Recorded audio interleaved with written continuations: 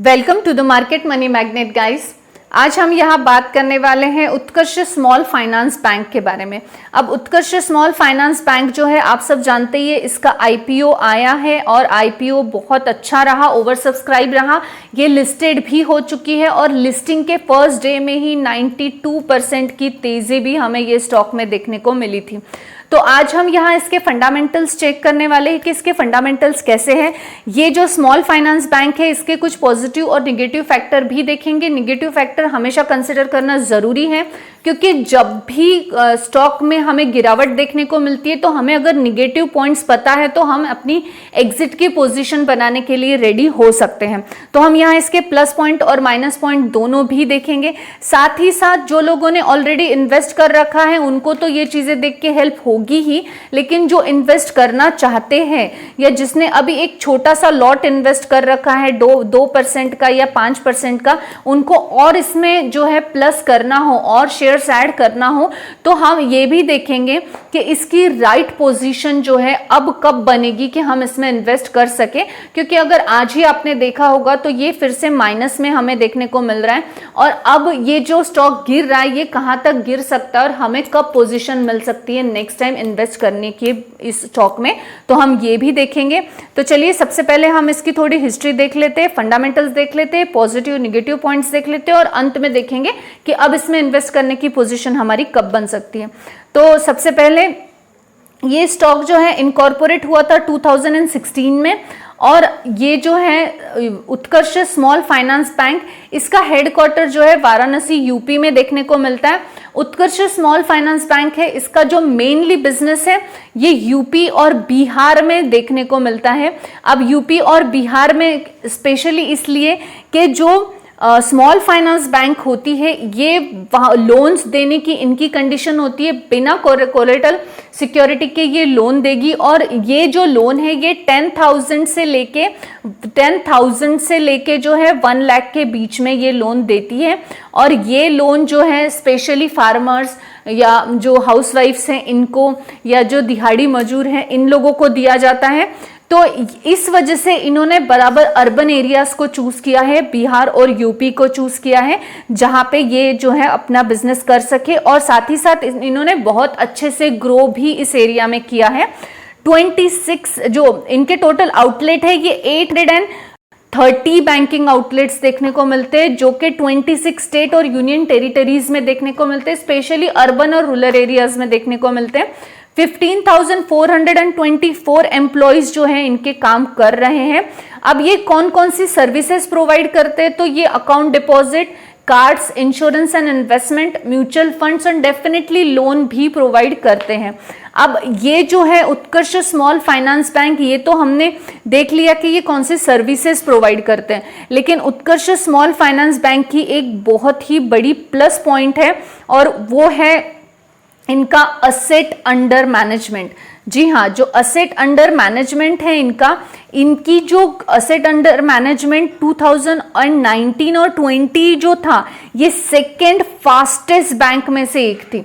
जी हाँ, AUM में ये सेकेंड फास्टेस्ट बैंक में थी, वो भी 2019 और 20 में। यानी हम अगर इसकी बात करें तो इसका AUM जो है AUM ग्रोथ ये मोर देन 50 बिलियन था 2019 और 20 में।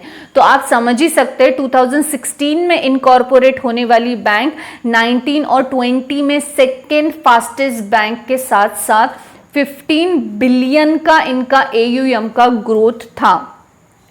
तो ये एक बहुत ही बढ़िया पॉजिटिव बात देखने को मिली। साथ ही साथ अगर हम इसके डिपॉजिट्स की बात करें तो 2021 में 7,507.56 करोड़ के थे, 22 में 10,074.18 करोड़ और 23 फाइनेंशियल ईयर में 13,710.14 करोड़ के थे। तो आप ग्रोथ देख ही सकते हैं कि कंसिस्टेंसी से इसमें ग्रोथ देखने को डिपॉजिट्स में मिली है। अब मोस्ट इंपॉर्टेंट चीज जो है वो है प्रमोटर होल्डिंग।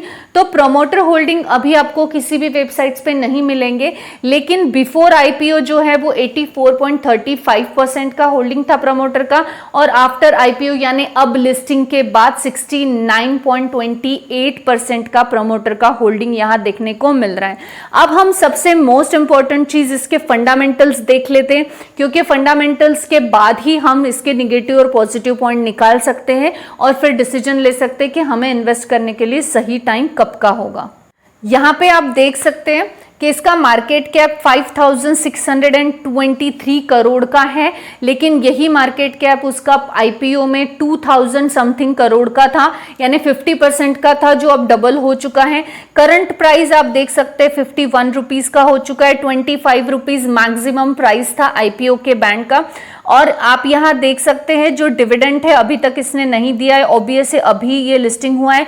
फेस वैल्यू 10 का है, यानी आगे इसमें आपको जो है एक्स्ट्रा शेयर का प्लेजर भी मिल सकता है। आरओई इसका 22.6% का है, आरओसीई 9.37% का देखने को मिलता है। जो इसका पीई है ये 13.9 का है, जो कि 6.78 का था at the time of IPO. डेब्ट टू इक्विटी रेशो 8 का यहाँ पे है इनका, और अर्निंग पर शेयर 4.52% का है। ओवरऑल डिसेंट हमें यहाँ देखने को सब चीजें मिल रही हैं। हम अगर इसका प्रॉफिट एंड लॉस अकाउंट देखें तो आप देख सकते हैं रेवेन्यू जो है इसका कंटिन्यू ग्रोइंग मैनर में देखने को मिल रहा है। एक्सपेंसेस भी बढ़े हैं, डेफिनेटली एक्सपेंसेस बढ़ेंगे ही। जो टैक्स है बिफोर प्रॉफिट, जो टैक्स है ये 51,151 crore, then 80 crore and then 536 crore. 2022 में थोड़ा फ्लक्चुएट मैनर में यहाँ देखने को मिल रहा है, लेकिन फिर भी बढ़िया देखने को मिल रहा है एक स्मॉल फाइनेंस बैंक के हिसाब से। नेट प्रॉफिट की अगर हम बात करें तो 112 crore, then 61 crore and then 404 crore के हमें यहाँ पे मार्च 2023 में इनका जो है नेट प्रॉफिट देखने को मिल रहा है। अर्निंग पर शेयर भी आप देख सकते हैं 1.32%, 0.69 एंड 4.51% के अर्निंग पर शेयर भी देखने को मिल रहा है, वो भी एक बढ़िया देखने को मिल रहा है। यहाँ पे आप देख सकते हैं रिजर्व्स की अगर हम बात करें तो 520 करोड़, 677 करोड़, 1104 करोड़, यानी कंसिस्टेंसी से ग्रोइंग मैनर में देखने को मिल रहा है। बोरोइंग भी बढ़ा है, लेकिन बोरोइंग बढ़ना ये कोई प्रॉब्लम नहीं है, क्योंकि कंपनी जो फाइनेंस बैंक है ये अपने ही जो ग्रोथ पर वो पैसा लगा रही है और वो हमें देखने को मिल रहा है। शेयर होल्डिंग के पैटर्न की अगर हम बात करें तो शेयर होल्डिंग पैटर्न मैंने आपको पहले ही कहा अभी अपडेटेड नहीं है, मे बी नेक्स्ट क्वार्टर तक यहाँ पे अपडेटेड हो।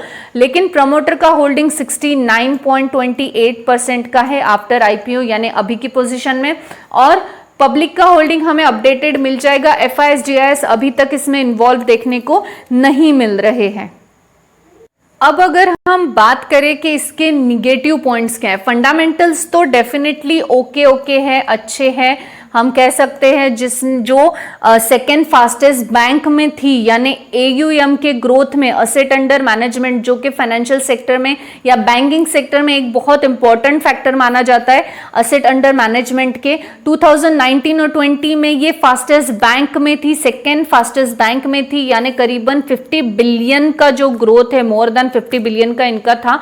और फंडामेंटल्स भी इनके 2016 से लेके अब तक के एक कंसिस्टेंसी मैनर में देखने को मिल रहे हैं। ऑब्वियस है डिजिट्स छोटे हैं क्योंकि एक स्मॉल फाइनेंस बैंक है, तो वो एक अच्छा चीज देखने को मिल रहा है। मैनेजमेंट भी अच्छा है, उनका जो फ्यूचर ओरिएंटेशन है वो भी अच्छा है। तो अब हम इसके जो निगेटिव पॉइंट है वो डेफिनेटली हम वो देखेंगे, क्योंकि पॉजिटिव पॉइंट्स तो हमने बहुत सारे देखे जिससे हमें एक इन्वेस्टमेंट के लिए एक पॉजिटिव वे तो डेफिनेटली मिला है। तो इसके निगेटिव फैक्टर में इसका सबसे पहला निगेटिव पॉइंट ये होता है कि अगर गवर्नमेंट की तरफ से कोई भी रेगुलेशन में चेंज हुआ तो इन पे डायरेक्ट उसका इम्पैक्ट पड़ता है, इन पे ही नहीं सेक्टर पे ही पड़ता है, तो उसमें ये भी आ गया। तो गवर्नमेंट के रेगुलेशन में कोई भी चेंज हुआ तो एक तो डायरेक्ट इम्पैक्ट पड़ेगा। सेकेंड, एक मोस्ट इंपॉर्टेंट निगेटिव पॉइंट इनका ये भी है कि सेबी के रडार पर ये आ चुके हैं, क्योंकि इन्होंने रेगुलेटरी फाइलिंग्स जो होती है वो डिस्क्लोजर में कुछ थोड़ा बहुत हम कह सकते ऊपर नीचे किया था, यानी नॉन कंप्लायंसेस देखने को मिले थे इनके, जिसके चलते के जो है ये सेबी के रडार पर भी आ चुकी है, जो कि ये एक अनफेयर चीज़ है, हम कह सकते हैं कि ये नहीं होना चाहिए था, बट ये भी एक निगेटिव पॉइंट है जो आपको कंसिडर करना चाहिए। अब ये 2 निगेटिव पॉइंट से ज़्यादा निगेटिव पॉइंट तो डेफिनेटली मुझे नहीं दिखे इसमें। अगर आपको कोई दिखे हो तो मुझे प्लीज़ कमेंट सेक्शन में ज़रूर बताना।